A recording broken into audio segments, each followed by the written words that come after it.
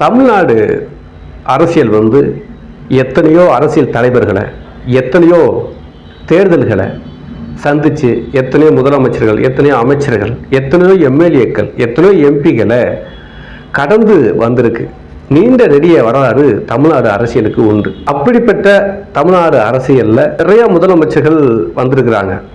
அதில் முதல்ல நடந்த சட்டமன்ற தேர்தல் எந்த வருஷம் நடந்தது, எந்தெந்த கட்சிகள் போட்டியிட்டது, எத்தனை தொகுதிகள் வெற்றி பெற்றது, யார் முதலமைச்சர் ஆனா அப்படிங்கிற வரலாறை பார்க்கலாம்.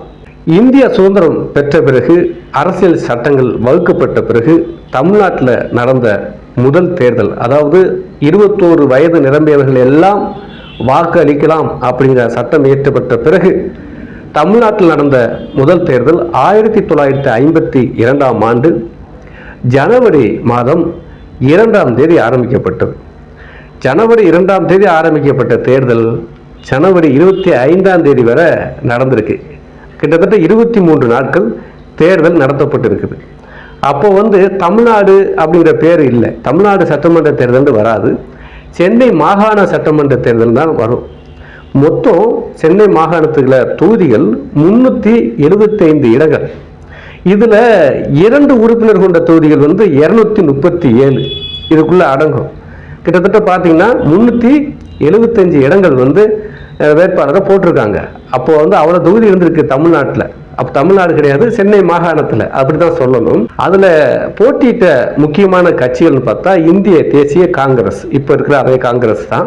இந்திய கம்யூனிஸ்ட் பாருங்க, இது முதல்ல இவங்க தான் அதிகமாக போட்டியிட்டது. இன்னைக்கு இவங்க தான் கடைசி இடத்துல இருக்காங்க தமிழ்நாட்டில். அப்போ இடையில இந்த கட்சிக்கும் மக்களுக்கு உள்ள தொடர்பு விட்டு போனதுக்கான காரணம் என்ன, அடுத்த வீடியோவில் நான் சொல்கிறேன்.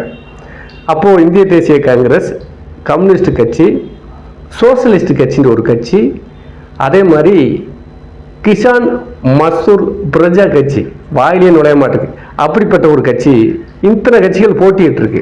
திமுக அப்போ இருந்திருக்கு, ஆனால் தேர்தலில் போட்டியிடலை. எந்த கட்சிக்குமே பெரும்பான்மையே வரல. முதல் தேர்தலையே சென்னை மாகாணத்தில் நடந்த தேர்தலில் எந்த கட்சியுமே அதிக பெரும்பான்மை வரல. ஆனால் இந்திய தேசிய காங்கிரஸ் மட்டும் 152 இடங்கள் அதிகம் வெற்றி பெற்றது. அப்போ எது அதிகமாக வெற்றி பெற்றதோ அந்த கட்சி தான் ஆட்சி அமைக்கணும் அப்படிங்கிற நிலை வரும்போது தேர்தலிலேயே போட்டியிடாத ஒரு தலைவரை முதலமைச்சராக்குறாங்க. யார் தெரியுமா? அவர் தான் ராஜாஜி அவர்கள், ராஜகோபாலாச்சாரியார். ராஜாஜி, ஐயா ராஜாஜி தான். அவர் தான் தேர்தலை சந்திக்கலை, பட் எல்லாரும் சேர்ந்து அவர் முதலமைச்சர் ஆக்குறாங்க. ஸோ இப்படித்தான் முதல்ல 1952ஆம் ஆண்டு தேர்தல் நடந்தது, சென்னை மாகாண சட்டமன்ற தேர்தல். அதன் பிறகுதான் தொடர்ந்து பல முதலமைச்சர்களை தமிழ்நாட்டுக்கு மக்கள் வழங்கினாங்க.